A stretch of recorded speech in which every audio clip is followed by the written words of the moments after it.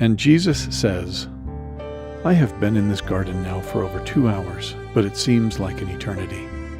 My Father has not been with me during this time, and that has made this experience almost overwhelming to me. Because of this separation, I am now able to fully relate to and understand the human condition, which is one of faith. Not being able to see God, the Father, or me, Jesus the Christ. Satan says, Jesus the Christ has just taken upon himself the sin of adultery. Who do you think you are, so virtuous and lovely? Then Jesus questions, What is virtue, Satan? What say ye? Satan responds, That's easy. It is when someone publicly and verbally expresses one's moral beliefs or values, all with the intent of appearing compassionate or even morally superior to others.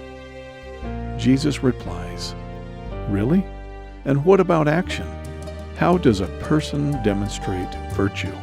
Satan retorts, There is no action, only words. Jesus queries, No action? That does not make any sense. So you're saying that you just signal that you are virtuous?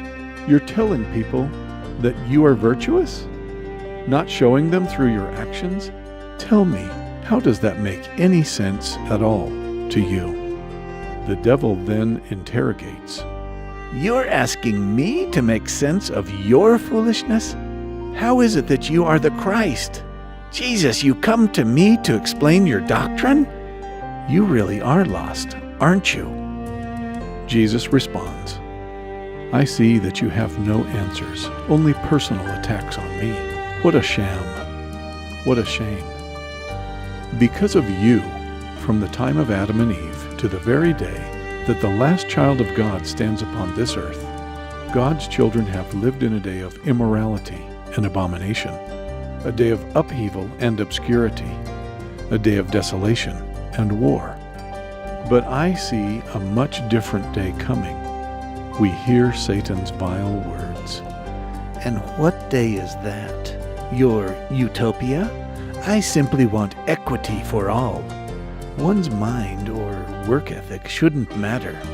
What is effort that it should be rewarded? Jesus explains, I see a day of hope and rejoicing, a day when neighbors seek the interest of neighbors out of love. Virtue is action. Virtue is rooted in my words. Virtue has fixed within it integrity, responsibility, accountability, compassion, as well as complete fidelity in marriage. Then the accuser mockingly states, We just went through that whole woman in the temple thing. Are you really going to go there again?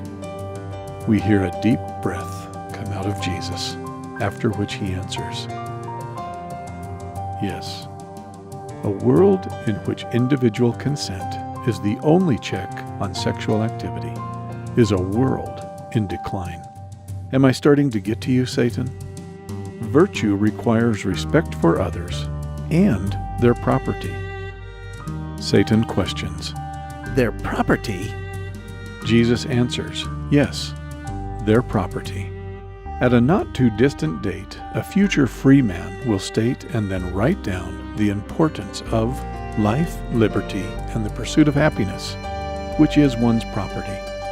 You will be there to see it, Satan, and you won't be able to stop him or his co-founders. For virtue requires service and the necessity and dignity of work, hard work. Satan, the deceiver, attempts to explain, Well, people want to make themselves important, so they pursue learning. Others grasp at wealth. Some aim to be witty, and others are only careful to make the most of a handsome person.